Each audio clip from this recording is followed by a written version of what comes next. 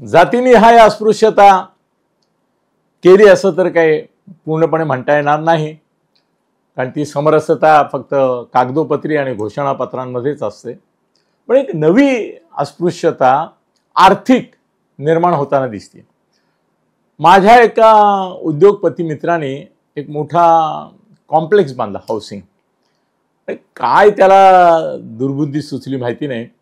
त्यांनी एकाच बिल्डिंगमध्ये 4 bedroom hall kitchen, 3 bedroom hall kitchen, 2 bedroom hall kitchen, 1 bedroom hall kitchen याचं प्रत्येक मजल्यावर असं एक कम्प्लीट हे केलं युनिट आणि ती बिल्डिंग बांधली. आणि 1 नाही 2 नाही 10 बिल्डिंग बांधल्या.